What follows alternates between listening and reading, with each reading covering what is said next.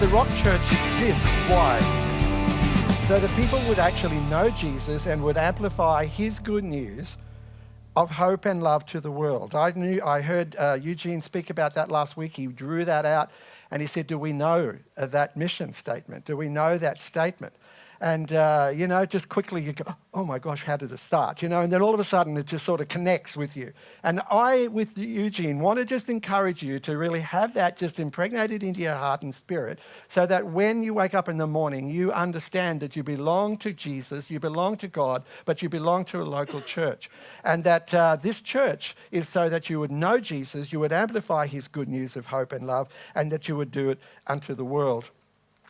Just yesterday, I had the occasion to be able to go to the Ormiston State School where I work. And, I work here and I work 2 days at Ormiston State School. A little while ago, there was a PD that we had, a professional development day, put on by Scripture Union for the chappies. And we went to this one at, was out at Cooper's Plains somewhere. But the speakers were Brian and Maura Andrew. And they got up and they started sharing about their work within the life of Brisbane and also in their local church as well. And they decided that children needed to get a grip of what and how to grow in God's love. And so they produced a book. And there's one called I Grow in Grandma's Garden, which was written by Maura. And then there is the other one, which was written by Brian, I Grow in Granddad's Garden. It was so impacting upon my life in particular, and even Lynn's, and I know and Johnny and Tanya in their chaplaincy program, that there was just something that was impregnated in our spirit, and what could we do with this? There's something that I wanted to run with. So yesterday, I was able to join a team of people who considered that I was worthwhile working with to help build a garden in the school which has 4 spots that are going to improve the life of the child. And so it's taken a little bit of a journey. We've started this off, and it's like planting church in school. It's like planting church because I love the whole concept. I love the principles that they have both employed in their book. And so yesterday was the day when I could go and help this team, and I was fascinated. There were children even there who came with their parents so that they could help build this garden. And I can't explain the garden because it's too much to explain. But the significance of it is it's outside my room, and I know that Lynn is looking forward to hers, and Tanya and John they're sort of creating it, and I have one, and in a sort of a simple way here. And so at that school, we're developing 4 spots. And I want to just share them with you because it's almost like what a church and how a church exists. The Andrews decided that they would have 4 stop spots in their garden, in their own garden at Yeronga. And that's how they developed this book. And they've got pictures of their artist pictures of their story. And so the first place is the Think and Thank seat. And that is a place where you have show the value of gratitude, and which helps overcome your complaining, because we do complain. We can be, but we need to then take a check of ourselves, and we need to be grateful. There's the Let Go log, which shows the value of forgiveness, and which helps children overcome hurts. And then there's the Crossover corner, where there is the showing the value of courage, which helps children overcome their fears. And then the Dream Table, showing the value of generosity, which helps overcome selfishness. And so yesterday, this garden developed, and a lady who is a landscape designer, happens to be at my school at Ormiston, asked her to join our team. And she then presented this design, took it to the school. The principal was absolutely fascinated and said it was the most fantastic thing. And so off it went. And so the school are funding it. And I will have this in place for term 4. And I'm excited. And there's a reason why I share this today, because I want to share 4 points, stop spots, as it were, just like the garden, Grandma's garden, or the garden or Chappie's garden. And I just want to tell you that there were these children here. I will get to the message, but just bear with me. There were children in that group, and I went into my office, which was right outside my office where this is being built. There's a deck, and there's a garden, and there's... I'm too excited about it. But anyway, I went into my office, and I overheard the children go, "What are we going to name this?" And I could hear them saying, "Chappie Terry, Chappie Terry." And then they realised that really... that might not work, And it is supposed to be called Chappie's Garden. But we have at our school TOPS, and it means the Ormiston Primary School. But we have instigated in the school this acronym, which is the teamwork for T, O is opportunity or ownership, P is for participation, and S is for sensitivity. Now, the whole school runs on that. You understand that? That's how the whole school functions. And so they're all trying to work out how they're going to incorporate this. And I was so amazed because they're the ones, it wasn't me coming up, it was the children saying, how can we incorporate TOPS? There is a message behind this because it's how we can bring that, what the vision is that Judy and Eugene have and the elders, how can we grab hold of it and run with it? These children grabbed hold of this whole idea of TOPS being the most important thing within their school, teamwork, ownership, participation and sensitivity. And so they said, I know what we're going to call this garden, Chappie's Garden. So they decided to use TOPS. It's going to be called Terry's Outside Peaceful Spot. How cool is that? How cool is that? I love it. Absolutely. Terry's Outside Peaceful Spot. At first it was Terry's Outside Picnic Spot, and then we realised, well, maybe it's not because it's not food related. It's actually ministry to the children. It's where I can take these children and we can go through that journey. It's just like being in a local church. It's a journey. It's a place where we can just grow and grow and grow. And I'm excited. And then, can I just tell you this? There is there's some wonderful things out there. And after everybody else went, I stayed on and I talked to the designer of this garden. And I talked about Lynn's healing, our children. She asked me a question. She said, have you got, how many children have you got? I said, I've got 5. And she said, oh, that's fascinating. And then I was telling the story how Lynn was healed and we could have children. And I just went on and on and on. And I was able to just bring these incredible stories into her life. She's got an understanding of the Christian values and so on. But when I was talking to her, she actually then said to me, what about the other chappies that are in the area? And I said, yeah, they're planning to build a garden as well. And she says, well, what I'll do is that I'll offer myself, I'll go to each of those schools, to Lynn's, to Tanya's and John's, and sorry about you, but she will go to those schools and she'll actually go and design a garden for each one of them at her own cost, like at her own, voluntary. And then she'll submit it to the school, and that they'll be able to provide a most amazing ministry. You'd think that this garden was the only thing on earth. Well, it is for us as chappies. It's one of the best ways where we can just work with these children. And our church is very similar.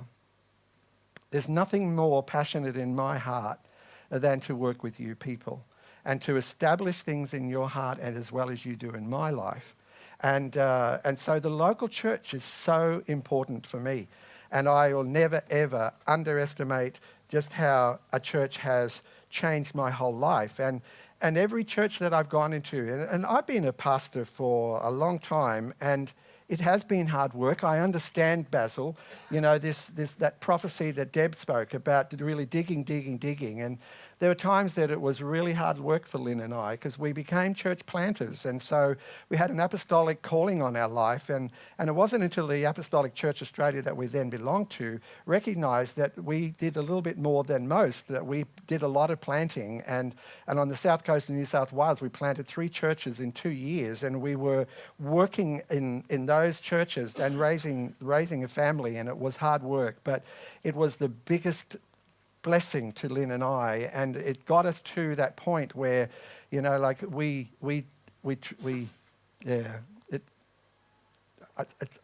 don't know what to say because I'm quite moved by just what God has done. Today I want to talk about, and I'm aware that I probably have very little time to do this now, but I want to encourage you that there is a 4-fold strategy, just like those little 4 spots in the garden at Ormiston and at Alex Hills here, that we can engage in, and we can help you through the journey as a church. There's a 4-fold strategy that's not just unique to the Rock Christian Church, but to the church. Our church is unique. There's something quite special about our church, and there's some really Holy Spirit inspired strategies that we have brought about so that you can achieve the very best in your own personal life as well as the life of the church.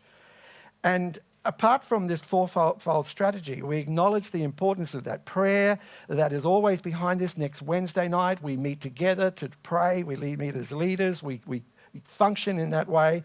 And then we believe that it should precede every step that is taken in the life of our church, and that we permeate the life of our community. You just don't know how much we have permeated this community of Alexandra Hills. And even the principal keeps on saying to me that I know that there is still something in the spiritual realm that is happening in the life of this school. And so discipleship is really important. And how do we get there? And so the first one is to engage.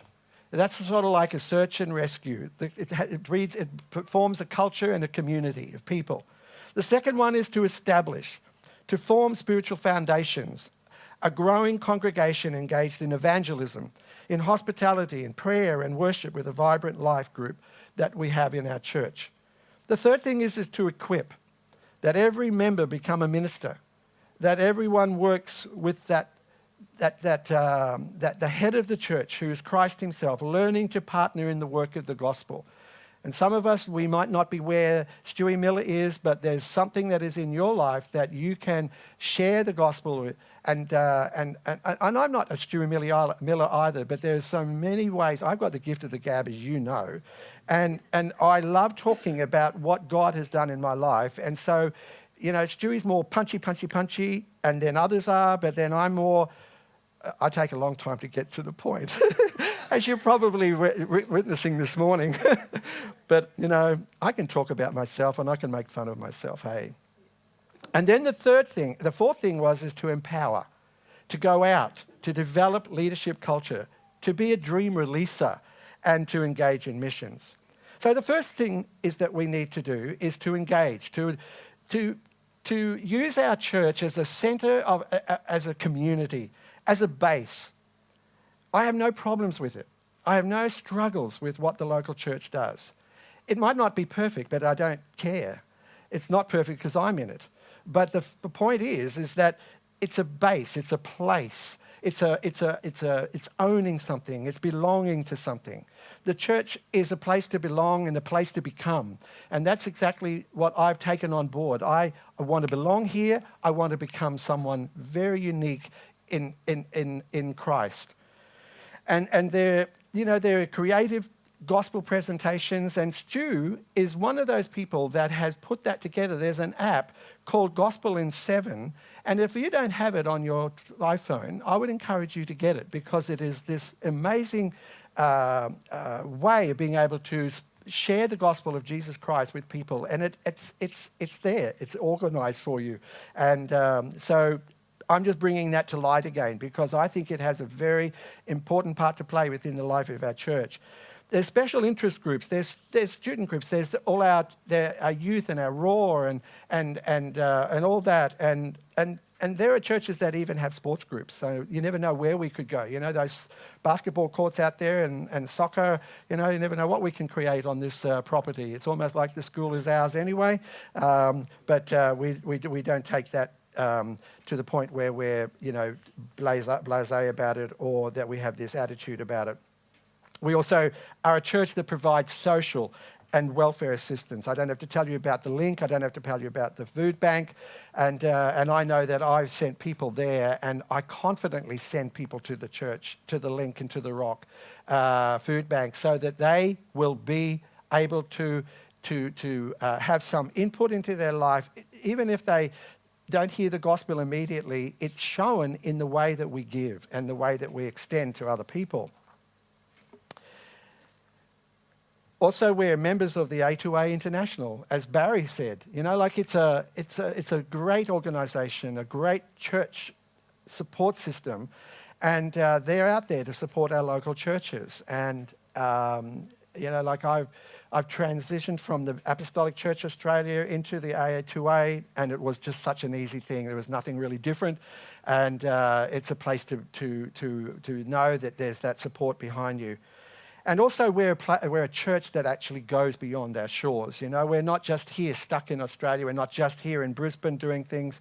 As we're aware that we go right out into missionary adventures, and the spreading of the gospel is one of the most exciting things. And building up national leadership in other countries is wonderful. And you know, Eugene comes home, and not boastfully, but just comes home so excited about just what has happened in Hungary. And we're so proud, really, of you, Eugene, in that God has used you in that most amazing way in Hungary. And it's so exciting to know that here in Australia that there is this other country that has had such a powerful impact of God's work and love and power and spirit on their life. And probably, you know, even well after you've gone into heaven and glory yourself, there'll just be this magnificent carrying on. And so even into the Philippines. And I know that there are those who have come on board here that we want to just expand that ministry and extend that. And we've, you know, Eugene and Judy have encouraged us to get our passports ready. You never know. God just might tap you on the shoulder and say, you're the one that's to go out to the Philippines.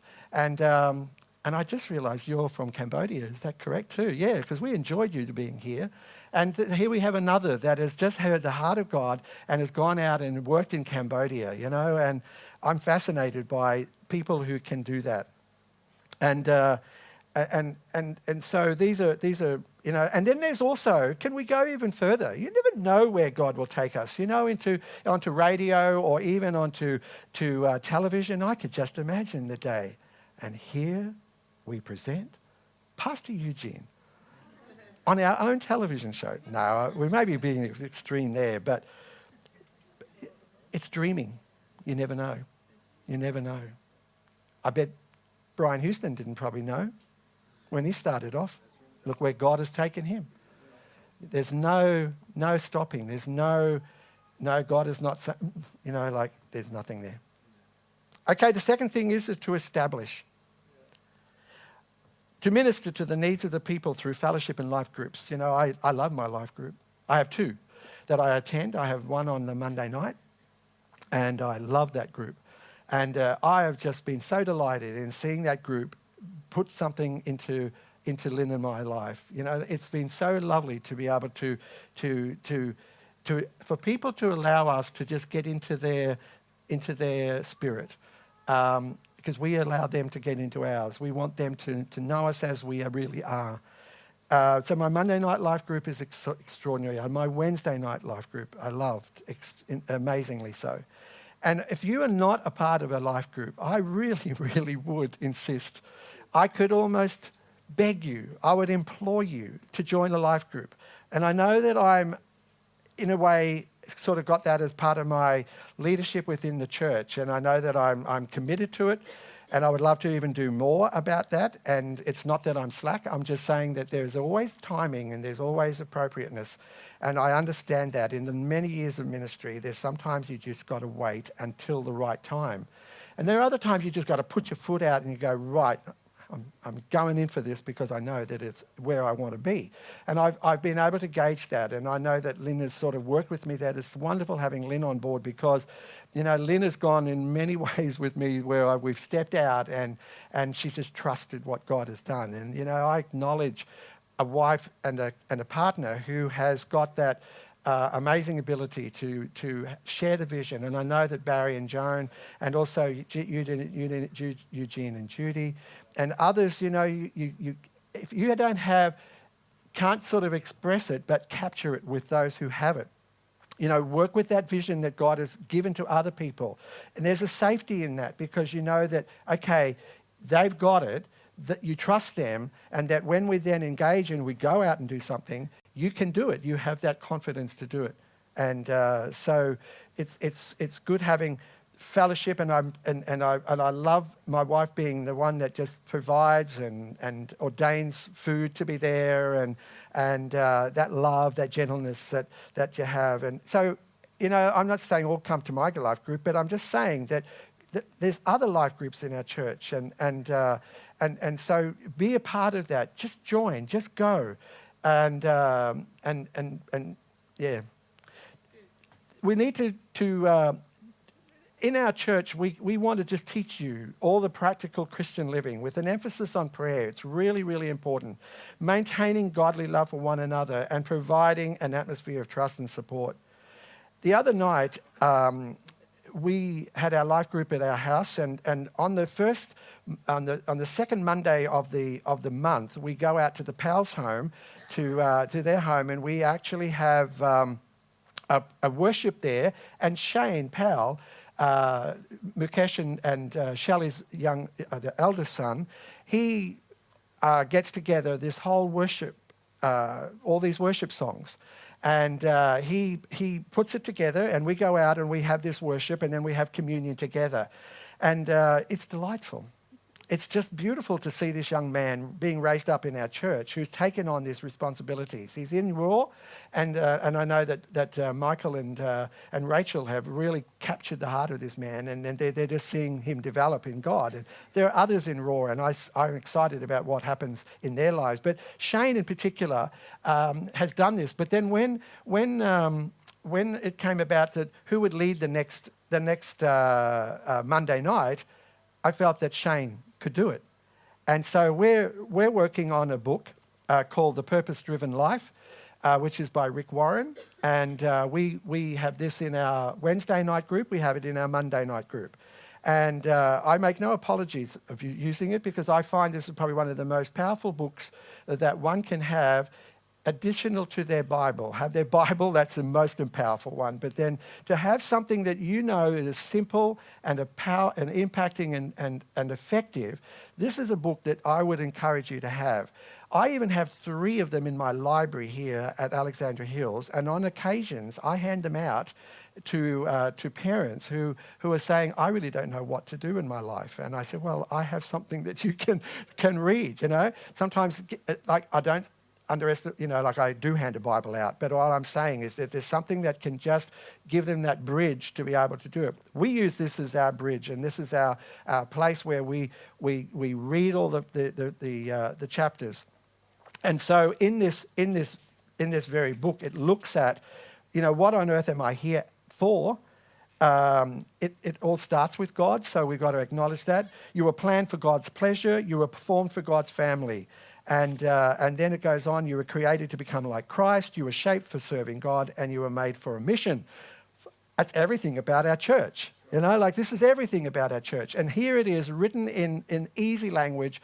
And Shane, it's interesting, if I could just say this, Shane actually knew that he was doing it, of course, but then he prepared his own thoughts. God had given him his own thoughts, sort of thing. He put them down and then on paper, and then he said, I decided to get the book and read the actual chapter because we don't read ahead. We just wait until the moment and then we reread the chapter. And that which he had been given by God into his own life was all contained in with that very chapter that was in that he was reading and doing. He was absolutely amazed. He really was. Did you think that would have encouraged him? Absolutely. Like you could see him become 10 foot tall. He's tall enough as it is. But, and how exciting is that? Like here we are seeing our future leaders already taking place. And so, Lynn and I are people that want you to extend yourself, to embrace something that is going to take you into the most amazing places and into a new and wonderful, glorious life with Jesus Christ. And if you are struggling with what your purpose is, this is one book that I would encourage you to use. I really, really would. And allow it to speak to your life. And then we exist here to bring God's pleasure. I love worship time. I'm a worshiper, and so I'm almost up on the stage. I sort of can't contain myself. I'm not hinting. I want to be up here, other than preaching, but I want to give God pleasure. I just want to satisfy Him when I worship God. I couldn't bear the thought of just looking around and sort of, okay. I have my phone's going. I couldn't do that. I scream out inside. That is terrible. And so for me it is focus, immediate focus. It is just going into that throne room with God. And you might say, oh well, you've been practiced at it. Well, I've had to practice at it because it wasn't always there. But now I'm ready to go in. The Rock Christian Church exists to provide believers with the opportunity to worship and glorify together. And also we have within our church the SOAP devotional journal. Now, some of you want to know what SOAP is all about. You might not be using it, and I would encourage you again today to, there's a lot of things that we might need to start doing again, and SOAP is one of those.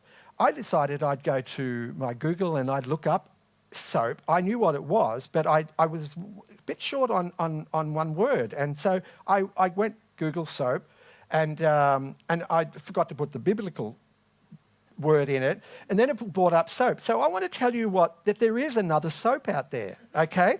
And this is the acronym for SOAP, and it's Simple Object Access Protocol.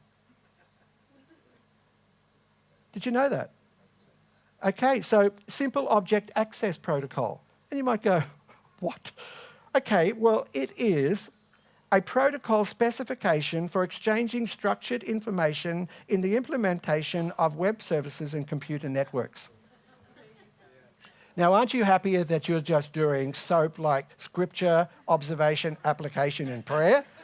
Hey, isn't that better? Much better than what? It's a protocol specification for exchanging structured information in the implementation of web services and computer networks. You don't want that SOAP. We want this other SOAP. Okay, and it's about reading and journaling, and it's sort of getting together thoughts and insights from God and having that time with Him.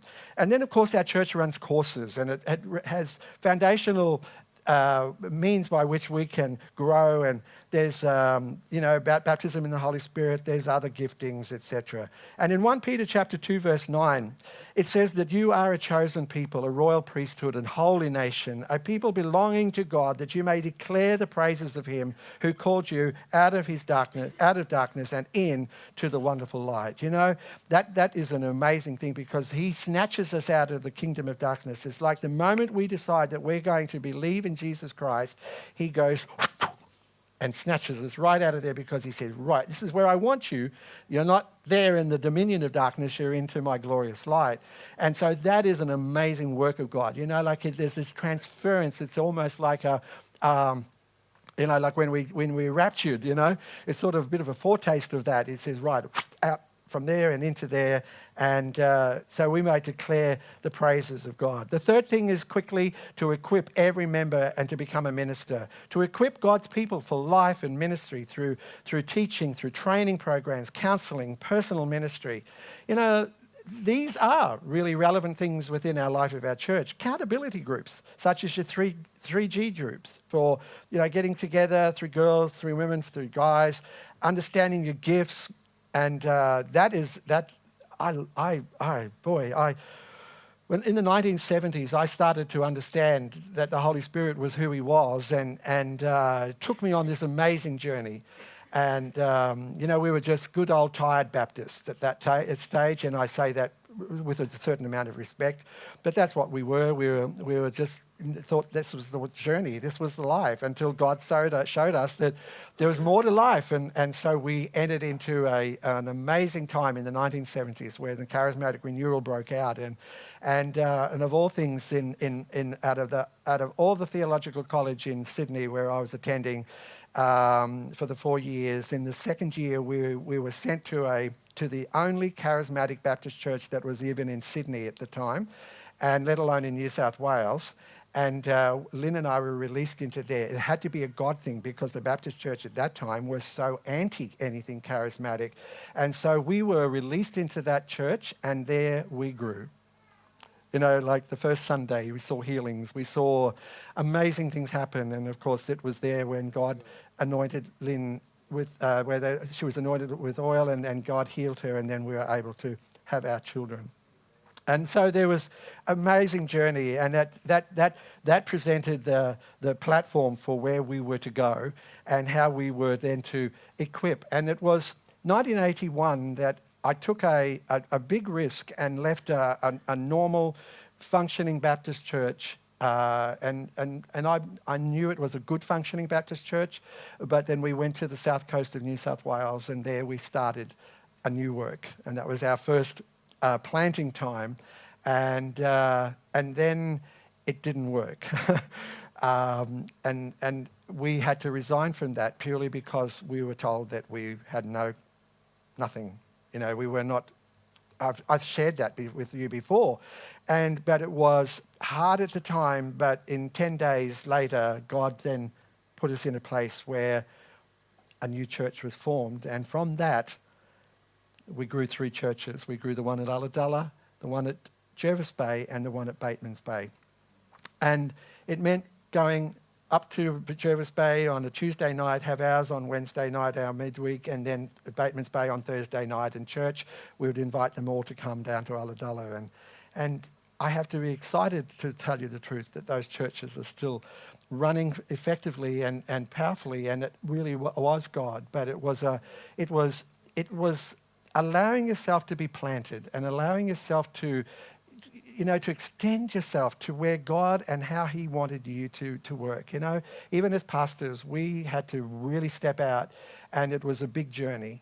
And that's the way we raised our family, and then after that, it was sad to leave those churches that we had planted, and then we went to Colac, and it was there. They hadn't had a pastor for 14 months, and they were a very small church. And then God just brought a fire on that church, and within a year, we had tripled that. God had tripled that church, so we didn't, but we were in a position where we were allowed that to happen. It's like, what are you allowing God to do in this church? Where is your faith level? Where are we? What is our focus? What is our thinking? What is our dreaming? And so I want to encourage you. You know, God just did something in that church, and the people were ready. They were expectant. They were ambitious, weren't they, Lynn? There was a heart in them. And you know, here's his family with 5 children arrive on their doorstep. And you know, I love the picture. We arrived at the manse at Colac, and underneath this beautiful Japanese maple tree was this young girl sitting, pretending that she was sort of very nonchalant, but just waiting because all the furniture had arrived to the manse. And then we were after it, and she was waiting, just watching to see who this 15-year-old son of mine was like, you know. And but she was trying to be very nonchalant about it. It was really interesting that she's now my son's wife, and so she was in the church there. So God even had a plan in that, you know, going down to from Ulladulla to Colac, and we thought that was the ends of the earth. But you know, Colac was a very special place for our growth, and there growth really occurred. And we then came to Brisbane, and then we've lived here ever since. And then, of course, our journey has been interesting. So, you know, I want to just be with you, Jean and Judy, with the eldership, and to help equip you and to help bring you into a ministry that God has ordained for you. It says in 2 Timothy chapter 3, verse 17, so that the man and woman of God may be thoroughly equipped for every good work. And then also, you know, 2 Timothy chapter 4, verses 5 to 7. But you keep your head in all situations, endure hardship, do the work of an evangelist, discharge all the duties of your ministry. I have fought the good fight, I have finished the race, I have kept the faith. And that's what our testimonial should be. It was in 2 Timothy chapter 4, verses 1 to 5 that actually God spoke to me about for me to go into the ministry. I wanted to be a missionary in Spain. And anyway, God stopped that and said, but no, I've ordained you to be a minister of the gospel in your own country. And so that was, it really whammed me between the eyes, and it has been a very effective part of my life, and I've always kept it constantly there, reminding myself of the role that I have. You know, I even would say to you, you know, allow God to speak to you and to get a word from him. It's a prophetic thing. It comes from the prophet himself, Jesus. And so, you know, take on a word and allow it to impregnate, I'm using that word again, in your whole spirit, and then journey in that. I have a verse that at my ordination, call unto me and I will answer you and I'll show you great and mighty things which you yet not know about. A timid Baptist theological student stepping out into my first time of ministry, and that verse I have never ever let go. It has maintained my life. It has been something that I have used over and over again. I have called, I have heard, and I have seen great and mighty things which I yet not know about. Still, I'm still expectant. I'm still waiting for lots more to happen. God's not finished with me yet. And then in Ephesians 4:16, for him the whole body is joined and held together by every supporting ligament. It grows and builds itself up in love as each part does its work. Fourth thing is, and quickly now, is I feel like an auctioneer, you know? Right. Any more bids? Right. Fourthly, develop Christian culture, dream releasing, and missions. In 2 Timothy chapter 2, verse 15, do your best to present yourself to God as one approved, a workman who does not need to be ashamed and who correctly handles the word of truth. And then in Ephesians 4, 11, 16, it says, it is he who gave some to be apostles, some to be prophets, some to be evangelists, some to be pastors, some to be teachers, and to prepare God's people for works of service so that the body of Christ may be built up until we all reach unity in the faith and in the knowledge of the Son of God and become mature, attaining to the whole measure of the fullness of Christ. And so how do we do that? How does that happen? How does that empowerment come? Well, it comes through very effective leadership development and also ministry development and all its facets and you know, like, who's to say that you're not an evangelist? Who's to say that you're not to be a pastor in the future or a teacher or an apostle or a prophet? And I know that even in my own ministry, that those five have actually been a part of my life. I'm not an apostle. I wasn't an apostle as in such and recognized within the apostolic church because we had those apostle, prophets, teachers, and pastors, etc. But they said that I had an apostolic anointing because I could plant and do that. And so, but you know, this is not just for exclusive people. It comes upon anyone who is available unto you know, to God, and some of us probably might not have discovered that gift, and we need to discover. We need to say, God, what is it that you have in me? What is it that I can do? And sometimes you need to just share it with somebody, and then they'll go, you know, you have the witness in the Spirit, or they might just say, look, just hold off for a minute, just wait. And if you're the person that you are, you will just say, good, right, yeah, I'll wait. And then within the life of this church, within this framework, you don't know how fortunate you are. You don't know how fortunate you are to be here. I count it the most amazing privilege to be here. And I don't want to be anywhere else. And so you just don't know how fortunate you are because it's here. It's here. Everything is here. It's in place. It's set. It's just for you to discover, for you to dream, Reverend Martin Luther King, in the 1960s, I've just watched a little bit of it on SBS, the Freedom Marcher. What an amazing man. I just don't know how he put up with what he had to put up with. But he gets up and he moves a group of people within the United States of America, including Caucasian people and the African Americans, and he said, I have a dream. And the passion within his own heart and his life, it came out, and I'm going to use it again. It impregnated all of those people. Some of them suffered, some of them died even for the cause. And now, it's come a long way. And I know that there was a pastor in America at Los Angeles, I think it is. If it's not Los Angeles, correct me. But it's called the Dream Center. That's right. And I want to just close back on this book.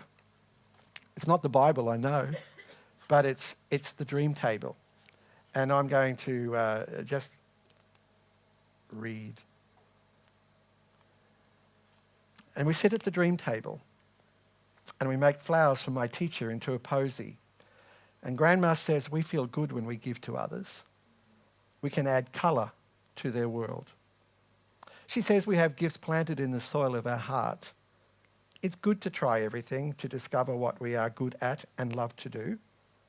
And when we use these gifts to help others, we discover our dream.